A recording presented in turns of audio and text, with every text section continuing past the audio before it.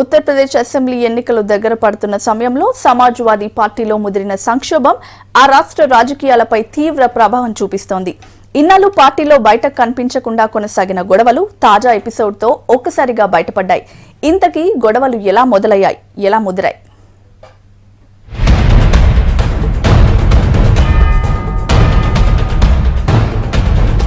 తండ్రి కొడుకుల మధ్య ముదురుతున్న వివాదం ఉత్తరప్రదేశ్లో సమాజ్వాదీ పార్టీని షేక్ చేస్తోంది. 2012 నుంచి ఒక్కొక్కటిగా జరుగుతున్న పరిణామాలు పార్టీని ఇక్కడి వరకు తీసుకొచ్చాయి. గడిచిన ఎన్నికల్లో సమాజ్వాదీ పార్టీ గెలుపుతో అధినేత ములాయం సింగ్ యాదవే సీఎం అవుతారని అంతా అనుకున్నారు. కానీ అనూహ్యంగా ములాయం కొడుకు అఖిలేష్ యాదవ్ సీఎం అయ్యారు. తమ్ముడు శివపాల్ యాదవ్, సీనియర్ నేత అజమ్ ఖాన్ లాంటి వాళ్లను ఒప్పించి మరీ అఖిలేష్ ను సీఎం చేశారు ములాయం. ఆ తర్వాత తండ్రి ప్రభావం నుంచి మెల్లమెల్లగా బయటపడేందుకు అఖిలేష్ ప్రయత్నించారు.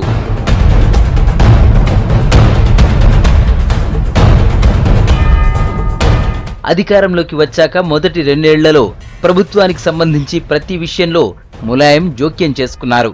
బహిరంగ వేదికలపై అఖిలేష్ ను చాలాసార్లు మందలించారు. ఈ అనుభవాల మధ్యే తన ముద్ర వేసుకునేందుకు అఖిలేష్ ప్రయత్నాలు మొదలయ్యాయి. జనాల్లో మంచి పేరు తెచ్చుకునేందుకు అఖిలేష్ ట్రై చేశారు. ఎన్నికల వాగ్దానాల అమలుకు చర్యలు తీసుకున్నారు. Lucknow metro, Agra Lucknow express way లాంటి మెగా ప్రాజెక్టులతో జనంలో ఆదరణ పెంచుకున్నారు. ఇదే సమయంలో ములాయం రెండో భార్య సాధనా గుప్తా, రెండో కొడుకు ప్రతీక్ యాదవ్ తో సన్నిహితంగా ఉన్నారు. వీరితో వారసత్వం విషయంలో అఖిలేష్ కు విభేదాలున్నట్టు వార్తలు వచ్చాయి. దీనికి తోడు ములాయం తమ్ముడు శివపాల్ తో పాటు అమర్ సింగ్ కూడా వదిన సాధనా గుప్తాకు సన్నిహితులే. ఈ పరిణామాలేవి అఖిలేష్ కు నచ్చలేదన్న ప్రచారం పార్టీలో జరిగింది.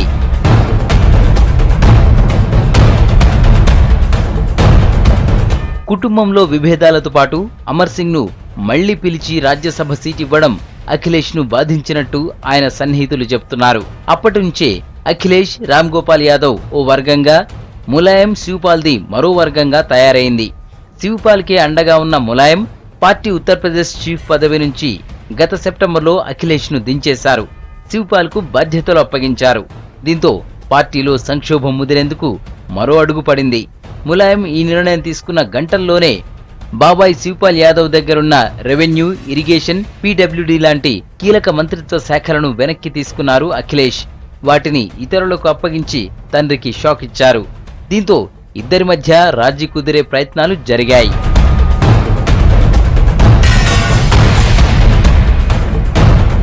ఇక అప్పటి నుంచి ములాయం జాబితా విడుదలయ్యే వరకు అంతా బాగానే నడిచింది.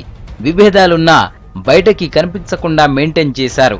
కానీ ములాయం లిస్ట్ రాగానే అఖిలేష్ జాబితా విడుదల కావడం, ఆ వెంటనే ఇంటర్నల్ వార్ ముదిరి అఖిలేష్, రామ్ గోపాల్ ను ములాయం సస్పెండ్ చేయడంతో ముసలం మరింత ముదిరింది.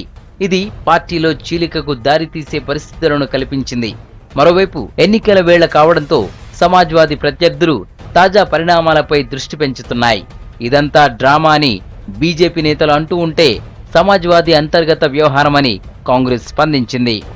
उत्तर प्रदेश के अंदर जो स्थिति इस समय है, कहीं जाओ, किसी गांव में जाओ, किसी जिले में जाओ, किसी क्षेत्र में जाओ, बहुत अराजकता का वातावरण है.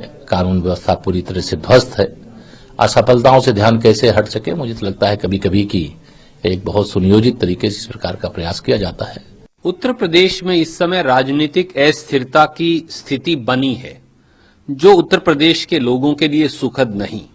कांग्रेस कभी भी दूसरे राजनीतिक दलों के आंतरिक मामलों पर टिप्पणी नहीं करती, पर एक सच्चाई ये है कि समाजवादी पार्टी को अपने अंतर कलह का निर्णय स्वयं करना है. సమాజ్వాదీ పార్టీలో పరిస్థితులను, రాబోయే పరిణామాలను రాజకీయ పార్టీలన్నీ విశ్లేషిస్తూనే తగిన ప్రణాళికలు రచిస్తున్నాయి.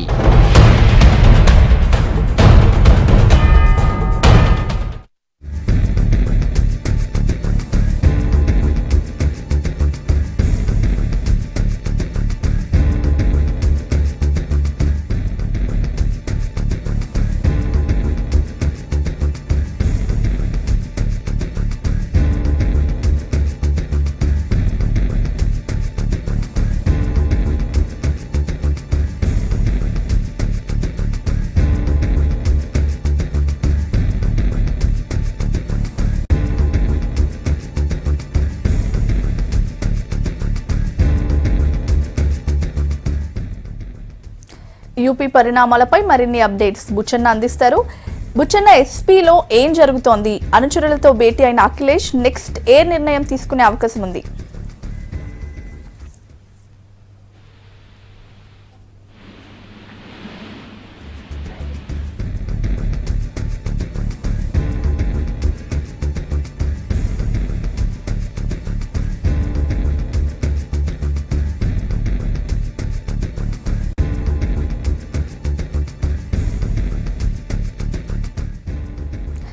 సమాజ్వాదీలో ఇంటి పోరు కాస్త పార్టీ చీలక దిశగా వెళ్తోంది. భవిష్యత్ కార్యాచరణపై సీరియస్ గా దృష్టి పెట్టారు సీఎం అఖిలేష్ యాదవ్. పార్టీ నుంచి 6 ఏళ్ల పాటు సస్పెండ్ చేయడంతో సొంత ప్రణాళికలపై నజర్ పెట్టారు. బాబాయ్ రామ్ గోపాల్ యాదవ్ తో కలిసి తన వర్గం ఎమ్మెల్యేలతో భేటీ అవుతున్నారు. ఇవాళ ఉదయం నుంచి అఖిలేష్ కు మద్దతుగా ఉన్న ఎమ్మెల్యేలు ఒక్కొక్కరుగా ఆయన ఇంటికి చేరుకుంటున్నారు. దీంతో అఖిలేష్ ఇంటి దగ్గర ప్రస్తుతం సందడి నెలకొంది. కొత్త పార్టీ ఏర్పాటుతో పాటు ఎన్నికల పొత్తులపై ఎమ్మెల్యేలతో అఖిలేష్ చర్చించే అవకాశం ఉంది.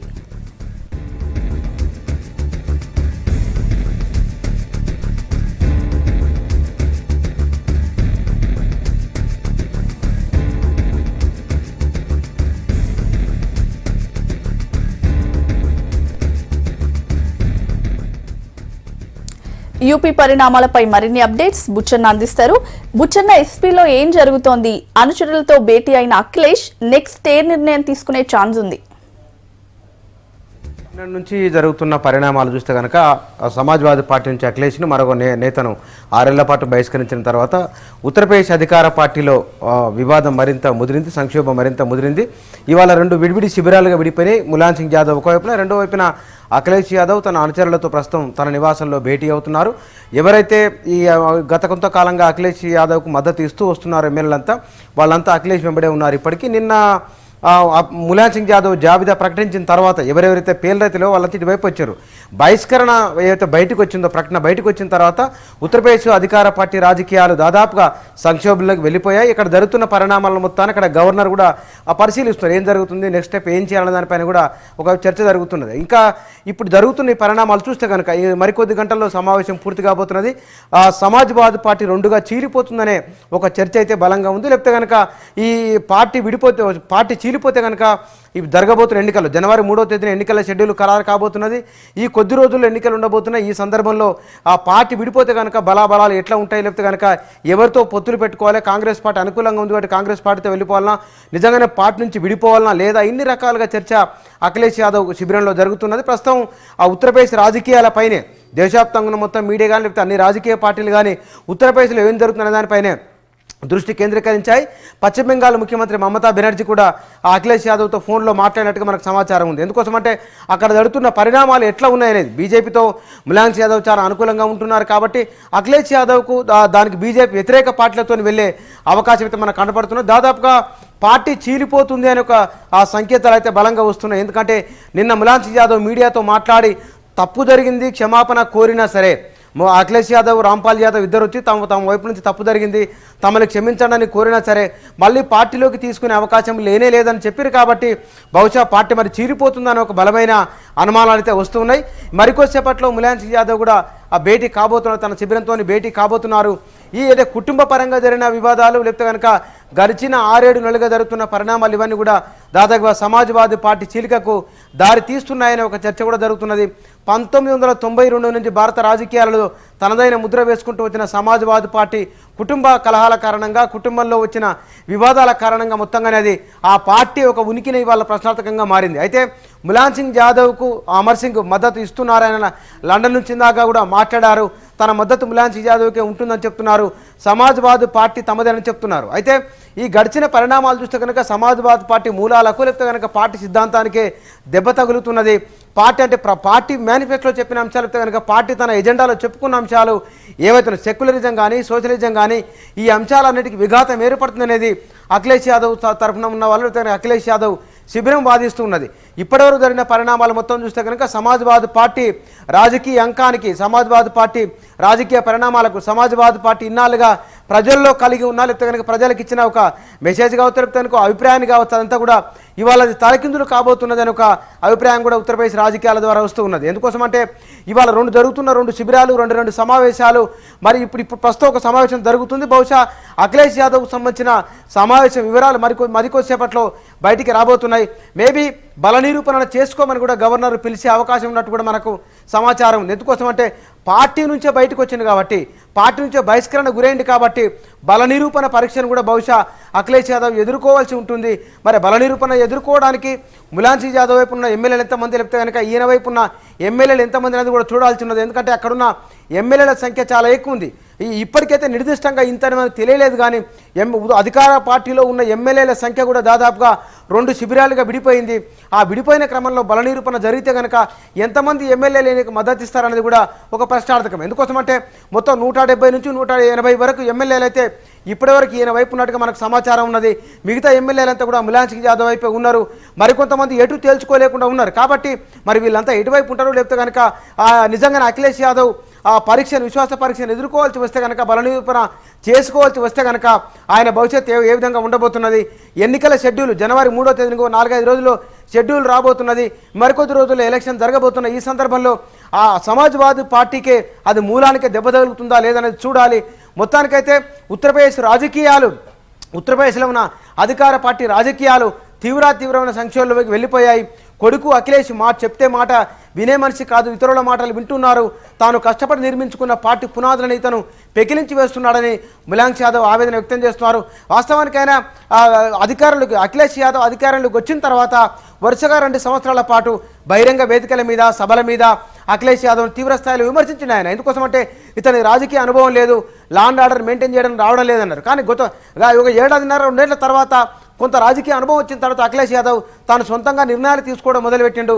అంటే అక్కడ స్థానికంగా ఉన్న ఒక పార్టీని ఇందులో విలీనం చేసుకునే సందర్భంలో శివపాల్ యాదవ్ చాలా కీ రోల్ ప్లే చేసిండు. అందులో శివపాల్ యాదవ్కు అఖిలేష్ యాదవ్కు మధ్య వైరం ముదిరిందే అక్కడి నుంచి. ఆ సందర్భం నుంచి ఇద్దరి మధ్య వివాదాలు పెరుగుతూ వచ్చాయి. ములాయం సింగ్ యాదవ్, శివపాల్ యాదవ్ గట్టి మద్దతు ఉన్నది. అమర్ సింగ్ కూడా మద్దతు ఇచ్చిండు. అమర్ సింగ్ బయటికి వెళ్ళి వచ్చిన తర్వాత కూడా అక్కడ వారిద్దరి మధ్య వైరం వచ్చింది. కానీ అమర్ సింగ్ ములాయం సింగ్ యాదవ్ సపోర్ట్ ఇచ్చిండు, అఖిలేష్ యాదవ్ వ్యతిరేకించిండు.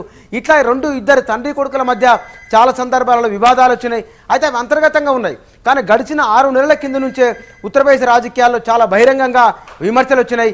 నిన్న అభ్యర్థుల జాబితా ప్రకటించిన తర్వాత ఇక ఉత్తరప్రదేశ్లో ఉన్న అధికార పార్టీ ఎంతో కాలం బలంగా నిలబడలేదు. పై గణపతి చెప్పుకున్న ప్రచారం జరిగిన డ్రామాలన్నీ ఉత్తమాటలని తేలిపోయింది. భారతదేశ రాజకీయాలను ప్రభావితం చేసిన, లేకపోతే కనుక బీసీల కోసం పుట్టిన సామాజిక ఏకీకరణకు, సామాజిక పునరేకీకరణకు, గాంధేయవాదంతో, సెక్యులరిజంతో, లేకపోతే కనుక ప్రజాస్వామ్యం పునాదులుగా పుట్టిన 92లో ఏర్పడిన ఈ పార్టీ జనతాదళ్ నుంచి వచ్చిన తర్వాత ఏర్పడిన ఈ పార్టీ వాళ్ళ అతిపెద్ద రాజకీయ సంక్షోభాన్ని ఎదుర్కొంటున్నది. లేకపోతే కనుక కుటుంబ సభ్యుల మీద ఆధారపడిన కారణంగానే వాళ్ళు చెప్తున్న వాళ్ళ పార్టీ ఏదో ఎజెండాలో ఉన్నదో ఆ అంశాన్ని కాకుండా కుటుంబ రాజకీయాలు చుట్టూ తిప్పుకున్న కారణంగానే బహుశా ఈ పరిస్థితి వచ్చిందేమో పార్టీకి. ప్రధానంగా అఖిలేష్ శిబిరం ఒకవేళ బల పరీక్షను ఎదుర్కోవాల్సి వచ్చినా సరే మరి ఎదుర్కొనే అవకాశం కూడా ఉంది. ఎందుకోసం అంటే కాంగ్రెస్ పార్టీ బలంగా మద్దతునిస్తున్నది. అక్కడ డిమానిటైజేషన్ తర్వాత ఉత్తరప్రదేశ్లో బీజేపీకి అంత అనుకూలమైన వాతావరణం లేదు అని అంటున్నారు. సమాజ్వాదీ పార్టీలో జరుగుతున్న పరిణామాలు ఇవన్నీ కూడా గందరగోళంగా ఉన్నాయి. బల పరీక్షను ఎదుర్కోవడానికి కావాల్సిన సామాగ్రిని కూడా లేకపోతే కాంగ్రెస్ పార్టీ కొంత మద్దతు తీసుకొని కనుక లేకపోతే కనుక మరి ఏందో అంతర్గతంగా ఏం జరుగుతుందో తెలియదు మనకు. కానీ మొత్తానికైతే బల నిరూపణలో అఖిలేష్ యాదవ్ గట్టెక్కుతారనే ఒక అభిప్రాయం లేదా ఒక ప్రచారం అయితే జరుగుతుంది. మరి నిజంగానే గట్టెక్కుతారా లేదా, ములాయం సింగ్ యాదవ్ ఇంత రాజకీయ అనుభవం ఉన్న అతను దాని అంత ఈజీగా వదిలిపెడతారనేది కూడా చూడాలి. అది పంతాలు పట్టింపులు వేరిపోయి దాదాపుగా దాన్ని లాగడం నుంచి అది తెగదాకా వచ్చింది. దాదాపుగా బహుశా ఇక పార్టీ విడిపోతే కనుక మరో కుంపటి, మరో శిబిరాన్ని అఖిలేష్ యాదవ్ కూడా తెరిచే అవకాశం లేకపోలేదు. ఉత్తరప్రదేశ్ రాజకీయాల్లో తండ్రి కొడుకుల మధ్య ముదిరిన వైరానికి పునాది వేసింది ములాయం సింగ్ యాదవ్ భార్య, రెండవ భార్య. అదేవిధంగా ఇతను కూడా ప్రతీక్ భార్య అపర్ణ యాదవ్ నుంచి కూడా ఒక సమస్య వచ్చిందని, ఆవిడే వెనుక ఉండి చక్రం తిప్పుతున్నానని ఒక ప్రచారం కూడా జరుగుతున్నది. మొత్తంగా అయితే కుటుంబంలో జరిగిన ఒక వివాదం అది బయటకు వచ్చింది, బహిర్గతమైంది. సమాజ్వాదీ పార్టీ ఆ పునాదినే, సమాజ్వాదీ పార్టీ రాజకీయ భవిష్యత్తునే అది ప్రశ్నార్థకం చేసే దిశగా వెళ్ళిపోయింది. మరికొద్ది గంటల్లో ఉత్తరప్రదేశ్లో రాజకీయం ఎట్లా ఉండబోతున్నది, అఖిలేష్ యాదవ్ రాజకీయ భవిష్యత్ ఏ విధంగా ఉండబోతున్నది, ఈ నెలల సుదీర్ఘ రాజకీయ ప్రస్థానం ములాయం సింగ్ యాదవ్ది ఎట్లా ఉండబోతున్నదో తెలుస్తున్నది. ఎందుకోసం అంటే సహజంగానే బీసీల కోసం ఏర్పడిన పార్టీ కాబట్టి, బీసీ నాయకత్వం ఉన్నది కాబట్టి భారతదేశవ్యాప్తంగా ఉన్న అందరూ బీసీలు కూడా దానివైపు చూసే అవకాశం సహజంగానే ఉంటుంది. అదేవిధంగా సెక్యులరిజంతో వచ్చింది కాబట్టి కొంత సెక్యులరిస్టులు కూడా దానిపైన చూసే అవకాశం ఉంటుంది. దీంతో పాటుగా అంటే ములాయం సింగ్ యాదవ్ ఇన్నాళ్ళుగా చెప్తూ వచ్చింది, చాలా సందర్భాలలో బీజేపీని బలంగా వ్యతిరేకిస్తూ వచ్చిండు కాబట్టి చాలా శిబిరాలలో ఇవాళ ఉత్తరప్రదేశ్లో జరుగుతున్న రాజకీయ పరిణామాలపైన, అఖిలేష్ యాదవ్ ఎదుర్కోబోయే బల నిరూపణ పైన అన్నింటిపైన దేశమంతా ఉత్కంఠతో ఎదురు చూస్తున్నది. స్వాతి మరికొద్ది గంటల్లో ఉత్తరప్రదేశ్లో ఉన్న సమాజ్వాదీ పార్టీ భవిష్యత్తు ఏమిటో మరికొద్ది గంటల్లో తేలనున్నది. Right, thanks for the updates Buchanna.